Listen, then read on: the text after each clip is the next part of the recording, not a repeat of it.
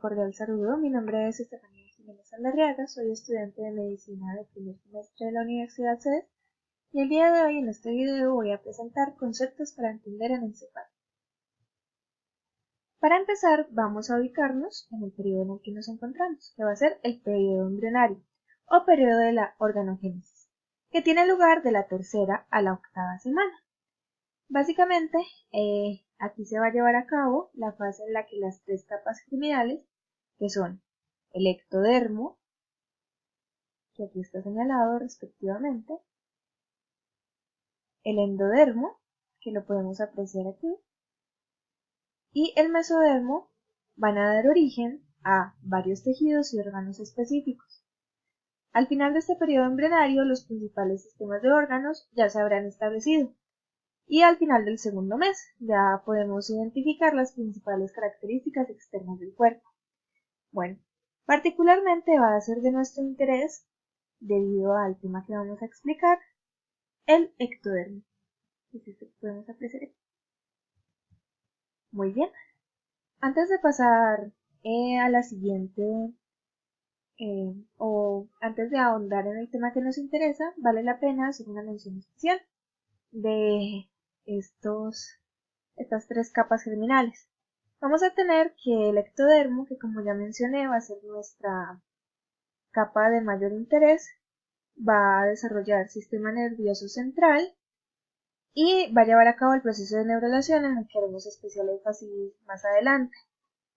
Y bueno, si bien vamos a hacer, como mencioné ya, énfasis más adelante en él, durante la neurulación se va a formar una placa neural que va a formar un tubo neural mediante pliegues, lo cual es un proceso secuencial.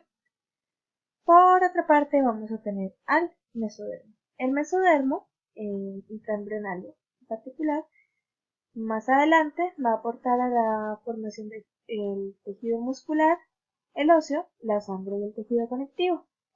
Es una capa embrionaria media derivada de la línea primitiva del epiblasto. Es una etapa que ocurre un poquito más atrás, de la que no hicimos mención aquí porque no es tan pertinente para la introducción como tal de la encefalia, pero es una importante precursora del mesodermo. Y por último vamos a tener el endodermo, que va a ser precursor del tubo digestivo y el epitelio del sistema respiratorio. Y además, como podemos apreciar aquí, es la capa germinal más interna. Muy bien, en esta imagen vamos a apreciarlo un poco más detallado, no solamente el disco trilaminar. Aquí vamos a tener algo de especial importancia, que va a ser la placa neural, de la cual vamos a hacer énfasis más adelante. Y podemos aquí volver a apreciar las capas germinales mencionadas anteriormente, que van a ser el ectodermo, el mesodermo, que se va a dividir en mesodermo lateral, intermedio y paraxial, además del mesodermo axial o la notocorda, y por último el endodermo, que va a ser parte del saco vitelino. Muy bien. Ok, entonces ya centrándonos en los procesos de nuestro interés, vamos a tener la neurulación.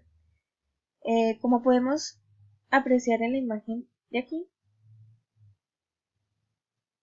resulta y acontece que al inicio de la tercera semana de desarrollo, esta capa adopta la forma de disco más ancho en la región cefálica que la caudal. El aspecto de la notocorda y del mesodermo precordial hace que el ectodermo subyacente se engruese para formar la placa neural, que es esta que señalamos y mencionamos ahorita. Perfecto. Las células de la placa constituyen el neuroectodermo, y esta inducción representa el primer eslabón en el proceso de neurulación.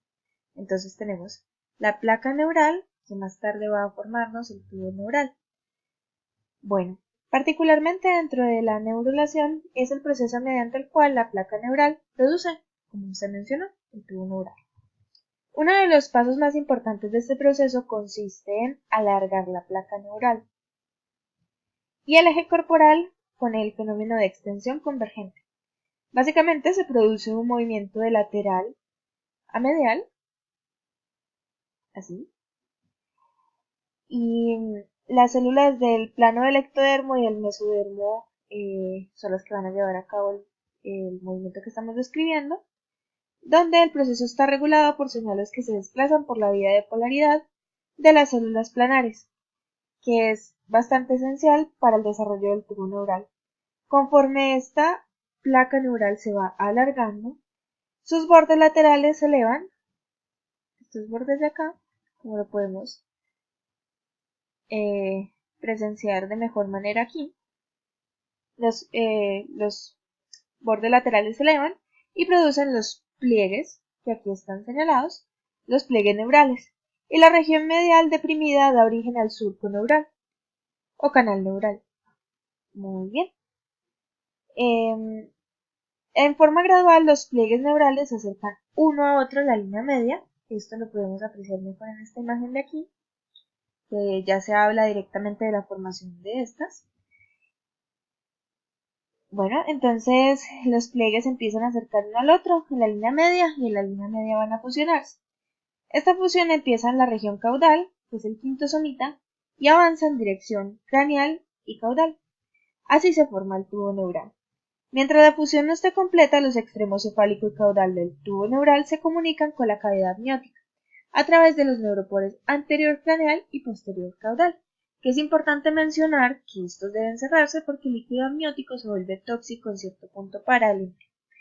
Entonces aquí podemos contemplar lo que habíamos mencionado, tenemos la placa neural que va a irse plegando, sus bordes van a ir buscando juntarse. También es importante resaltar que estamos más o menos cerca de entre los 19 y los 22 días en las imágenes que vamos a ver más adelante. Bueno, esto ocurre además durante la tercera y la cuarta semana de gestación. Entonces, como ya habíamos mencionado y haciendo un pequeño resumen, los bordes de la placa neural empiezan a elevarse para producir los pliegues neurales. Los pliegues se enrollan hacia el dorso y se funcionan en la línea media formando un tubo, que va a ser el tubo neural, y el cierre de los pliegues comienza en la región cervical, que avanza ahí hacia craneal y dorsal. Este proceso de cierre termina al final de la cuarta semana de gestación, es decir, cerca de los 28 días. Se da el nombre de neurulación al proceso total de formación, elevación y cierre de dichos pliegues. Muy bien, entonces vamos a tener por aquí, como mencioné, 19-20 días.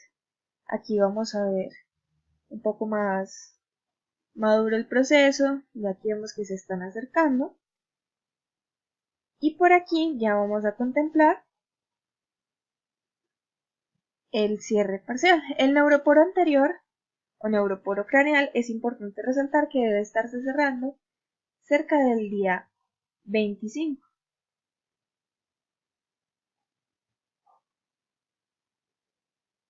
Mientras que para el neuroporo posterior o caudal va a ser el día 27. Por eso hablamos de que el proceso está completo cerca del día 28. Ok, entonces. Y con esto nos surge una pregunta. ¿Qué pasa si no es así? ¿Qué pasa si el embrión para el día 28 no tiene cerrados los neuroporos que mencionamos o en su defecto no hubo la formación completa del tubo neural? No se unieron los bordes y quedó abierta. ¿Qué ocurre? Muy bien. Ahí vamos a entrar plenamente al término de anencefalia. Entonces, finalmente, ¿qué es la anencefalia? Se dice que la anencefalia es un defecto del tubo neural, o DNT, que se produce básicamente cuando el tubo neural no cierra. Resulta y acontece que si el cierre no se efectúa en sentido craneal, se produce anencefalia. Es importante mencionar que no solamente ocurre anencefalia, sino que también hay complicaciones como la espina bífida, que es de las imagencitas que podemos presenciar aquí. Esto es anencefalia, esto es espina bífida, esta de aquí arribita también es anencefalia, y básicamente ocurren por lo mismo, porque no hay un adecuado cierre. Un dato importante sobre la anencefalia, además, es que hasta el 70% de estas anomalías se puede prevenir si la mujer consume al menos 400 microgramos diarios de ácido fólico, por lo menos 3 meses antes de embarazarse y a lo largo del embarazo. Sin embargo, y lamentablemente, dado que aproximadamente el 50% de los embarazos no se planean, se recomienda que todas las mujeres de edad de procrear tomen diariamente un complejo multivitamínico de 400 microgramos de ácido fólico para evitar este tipo de anomalías en el desarrollo y que el feto que viene en camino llegue bien. Bueno,